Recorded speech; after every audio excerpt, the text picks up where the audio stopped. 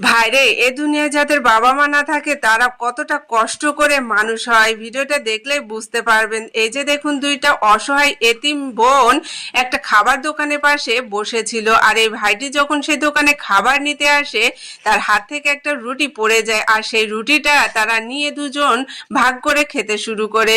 আর তখন এই ভাইটি খুবই অবাক হয় এবং তাদেরকে বলে, আমি তো তোমাদেরকে রুটি দিইনি, তোমরা কেন আমার রুটিটা নিলে?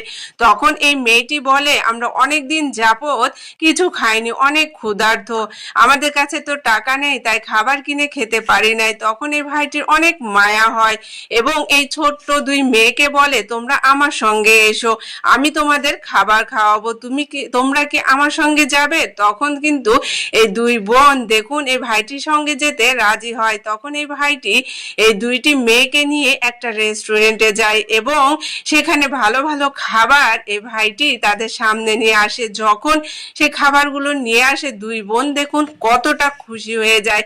এতটাই খুশি হয় যে দেখুন বড় বোনটি এই ভাইটিকে জড়িয়ে একদম আদর করতে শুরু করে এবং তাকে ধন্যবাদ জানাতে লাগে।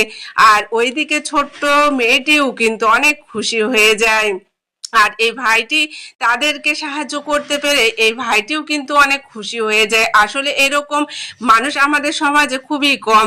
আর এই ভাইটি কিন্তু অনেক ভালো একটা মনের মানুষ, তার ভিতরে কত বড় একটা মন আছে দেখুন। আর এই অসহায় দুই বোনের অবস্থা দেখে তার ভিতরে মানবতা কাজ করেছে, ভালো ভালো খাবার তো খাইয়েছে, এরপরেও দেখুন অনেকগুলো টাকা এই মেয়েটাকে দিল এবং বলল, তোমরা এই টাকা দিয়ে খাবার কিনে খাবে।